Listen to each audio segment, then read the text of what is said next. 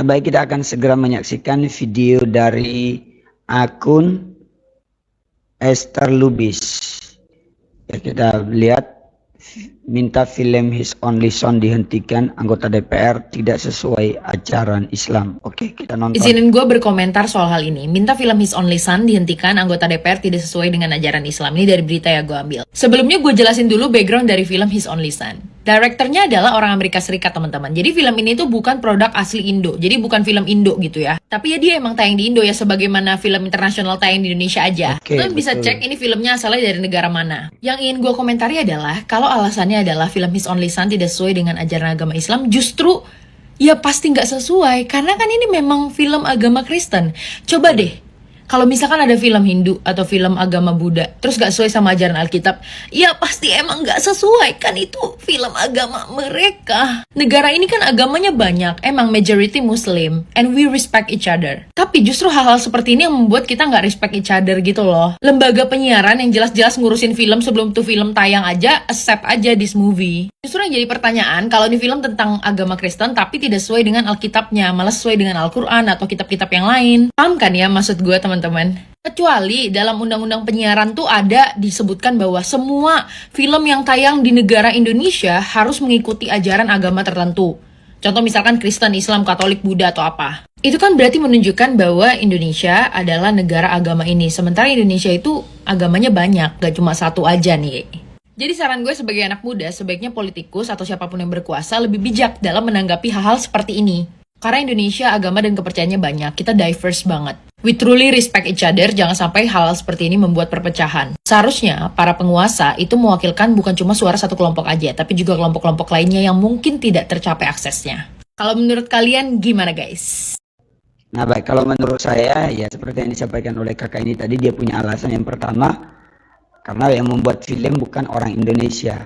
Terus buktinya kan di negara-negara lain juga nggak dilarang, hanya di Indonesia. Terus di Indonesia kan nggak ada undang-undang bahwa alur film religi tertentu harus sesuai undang-undang agama tertentu. Kalau memang seperti itu berarti Indonesia negara agama, dan sekarang negara kita kan bukan negara agama. Jadi memang tindakan seperti ini, betul yang dibilang tadi, harus sebenarnya bijak. Mereka anggota DPR harus bijak mengambil. Jadi sekali lagi ini merupakan memang sih sudah lewat ya beberapa waktu lalu tentang viralnya tentang kasus ini, tentang soal DPR menolak hal ini, film His Only Son ini. Tapi di sini kita lihat kan bahwa seperti yang pernah saya bilang sebelum-sebelumnya, apakah jangan-jangan ini hanya karena bagian dari diskriminasi karena di Indonesia khususnya agama Kristen merupakan minoritas, atau ada unsur-unsur lainnya, tapi saya nggak tahu. Tetapi dalam hal ini ya kita sudah pasti tahu bahwa ketika mereka melarang film ini ditonton, ketika saya melihat semua komentar-komentar orang, banyak yang bilang begini kok, ya kalau memang nggak sesuai ajaran Islam ya kenapa ditonton, kenapa harus dilarang tayang, iya kan, kenapa harus ditonton? Ya udah, atau mungkin nanti di bioskopnya ya udah dilarang orang Islam karena memang ini khusus orang Kristen, gitu aja, kenapa harus dilarang? Dan buktinya juga kan film-film ajaran agama lain ditonton juga kok. Nah, gitu. Jadi bagi saya benar pendapat Mbak Kini itu sudah tepat. Jadi memang anggota DPR harus memikirkan dengan lebih bijak lagi, berpikir dengan bijak lagi. Baik, kita lanjut. Ini dari akun David Harrison official. Oh, ini pastor, kalau tidak salah pastor David. Tahu nggak saudara, kenapa Tuhan minta Ishak dipersembahkan? Sebenarnya yang Tuhan mau bunuh bukan Ishak, bukan. Yang Tuhan mau bunuh adalah hati Abraham yang sudah dikuasai oleh Ishak. Ishak itu ditunggu 25 tahun. Pak, orang kalau nunggu 25 tahun, saya yakin urusan mandi pasti Abraham cerewet. Mbak, sinyo jangan sembarang ya mandi ya, jangan sembarang ya. Mbak, kasih baju jangan sembarang. Dia nggak boleh. Susu yang terbaik. Anak perjanjian 25 tahun. Tapi tiba-tiba Tuhan minta, saya belajar sesuatu Pak, manusia bisa berubah karena berkat. Makanya sederhana, ketika saudara diberkati jangan pernah berubah, karena berkat bukan Tuhan, berkat cuma bonus dan pemberian. Yang paling penting adalah Tuhan di dalam hati saudara. Amin. Nah ini dia menyinggung sedikit tentang, sebenarnya bukan film yang dia singgung, tapi tentang kisah asli itu di dalam Alkitab, di mana Abraham diuji oleh Tuhan. Kalau bahasa di Indonesianya itu dicobai. Nah tapi kita melihat di situ bahwa sebenarnya fokusnya itu bukan ke Ishaknya, tapi ke Abraham, karena Abraham mau diuji oleh Tuhan sejauh mana dia beriman, sejauh mana dia merelakan sesuatu yang dia kasih hanya demi kasihnya kepada Tuhan. Tapi terbukti pada akhirnya kepercayaan Abraham itu sungguh luar biasa, dan itu sudah terbukti sendiri dalam Alkitab. Bahkan pada akhirnya dengan imannya itu sendiri muncullah kata Tuhan menyediakan di sana. Jadi ini luar biasa yang disampaikan pastor tadi.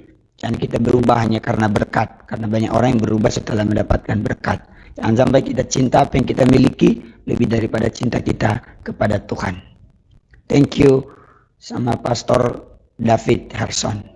Baik, kita lanjut lagi pada video berikutnya dari akun Sayang Ladi Salyudis 8. Shalom teman-teman. Apa bahasa Arabnya Allah Kristen? Kalau udah ketemu bales ya, jangan lupa. Aim Kenza 89. Makasih ya udah komen. Oke, aku bales ya.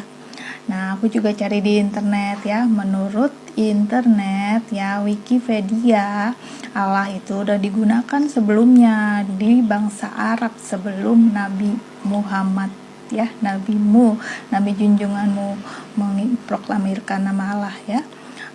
Kaum Hanif, masyarakat non muslim ya di Arab sudah mempergunakannya lebih dahulu ya, karena Allah di sana untuk mengutarakan sebagai penyebutan nama suatu sosok ilahi ya. Nih aku jabarkan di sini Wikipedianya. Dah jelaskan. Terima kasih. Tuhan Yesus memberkati. Salam. Nah ini dari kakak ini, dia kan menjawab komentar apa bahasa Arabnya ala Kristen. Kalau udah ketemu balas ya, jangan lupa. Sebenarnya ngapain ini harus ditanyakan sih. Kalau menurut saya ya, kita kan setiap daerah, setiap negara, jangankan negara, setiap suku aja di Indonesia khususnya, pasti cara menyebut Allah itu, menyebut Yesus itu aja itu sudah beda-beda berdasarkan versi bahasa masing-masing. Berarti secara otomatis baik di Arab lah, baik di Ibrani, baik di Israel maupun di daerah-daerah lainnya, di negara-negara lainnya punya istilah tersendiri, bukan istilah tapi bahasa tersendiri. Jadi tergantung bahasanya dong. Jadi bukan hanya karena di bahasa yang sononya maka orang Kristen nggak boleh, atau contohnya karena Arab kan dikenal banyak orang Muslim, ya udah karena bahasa Arab itu kan tidak boleh sama dengan orang Kristen nggak boleh pakai. Ya siapa bilang nggak boleh pakai? Kalau mereka orang Kristen di sana, kenapa nggak bisa dipakai? Ya bisa dipakai karena kita orang Indonesia di sini, ya kita juga pakai bahasa Indonesia. Jadi ya mbaknya ini tadi sudah menjawab. Tapi kalau saya nggak mau menjawab pertanyaan-pertanyaan begini, karena ini pertanyaan yang sebenarnya bukan karena orang itu telah berpikir dengan baik dan benar, tapi karena sebenarnya dia itu tidak mampu memikirkan apa yang baik dan benar. Baik, kita lanjut lagi pada video berikutnya dengan akun Ivilewihana 790. Kok dicelup gak bahaya ta? Halo, gak bahaya kok. Itu malah menyelamatkan. Oke, sebelumnya ini tentang baptisan ya, karena saya pernah nonton video mbaknya ini sebelumnya, yang ditanyakan waktu dia jelaskan tentang baptisan, terus yang ditanya itu kan kok dicelup, gak bahaya tak? Bukan. Baptis bukan menyelamatkan, tapi baptis adalah suatu lambang di mana kita itu sudah diselamatkan oleh Yesus. Baptis adalah suatu simbol di mana kita dimeteraikan atau kita mengaku atau kita itu sudah menjadi milik Kristus ya. Jadi baptis bukan satu syarat untuk menyelamatkan. Yang menyelamatkan adalah percaya bahwa Yesus Kristus adalah Tuhan dan Juru Selamat. Shalom, saya sapa dulu ya untuk kakak yang sudah mampir di VT aku, dimana VT aku yang kakak komentari itu waktu itu aku lagi dibaptis dan dicelupkan. Nah, baptiso sendiri itu artinya adalah ditenggelamkan atau dicelupkan atau dibasuh gitu ya. Jadi artinya itu suatu simbol kita itu sudah mati dengan kematian Kristus dan kemudian kita bangkit juga dengan kebangkitan Kristus. Nah, salam damai sejahtera. Saya hanya ingin menginformasikan bahwa yang saya lakukan adalah kegiatan yang namanya baptis ya. Jadi sedang banyak dibicarakan di luar sana tentang baptisan ya. Apapun teman-teman, menurut saya bahwa baptis itu juga menurut Alkitab bahwa baptis itu bukanlah hal yang menyelamatkan. Yang menyelamatkan adalah percayanya kepada Tuhan Yesus Kristus, dan baptis adalah pengakuannya, simbolnya, lambangnya bahwa kita sudah mengaku, sudah dimeteraikan. Ya, terima kasih. Tuhan Yesus memberkati. Sehat selalu. Shalom.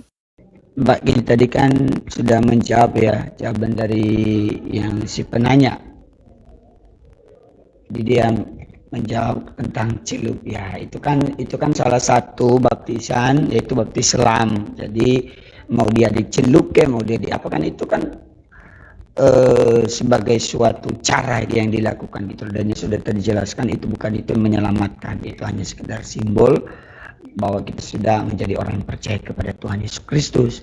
Jadi mau bilang teh celup kah, mau bilang teh apalah, teh ini teh itu terserah. Tapi tadi banyak sudah menjawab. Jadi sekali lagi juga betul bahwa baptisan itu tidak menyelamatkan. Bahkan banyak cara-cara, ada baptis percik lah, ada baptis selam lah, dan lain sebagainya.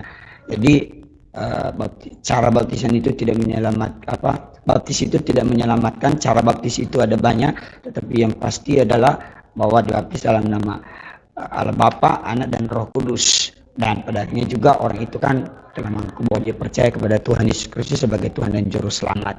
Itu dia yang terpenting. Oke, demikian saja untuk dari Mbak ini. Demikian juga komentar dari saya, dan demikian juga sekaligus video reaction kali ini. Dan silakan kalian memberikan komentar di kolom komentar, komen yang positif, jangan komen dengan benar, jangan berkomentar sembarangan atau negatif atau unsur kebencian, ujaran kebencian, jangan sampai. Dan saya tunggu kalian tag di akun TikTok saya yang mau kalian request. Saya tunggu di akun TikTok saya yang saya kasih di sini. Kalian tag aja video-video rohani yang kalian mau kita reaction bersama-sama. Oke, sampai berjumpa kembali. Tuhan Yesus memberkati kita semua. Shalom.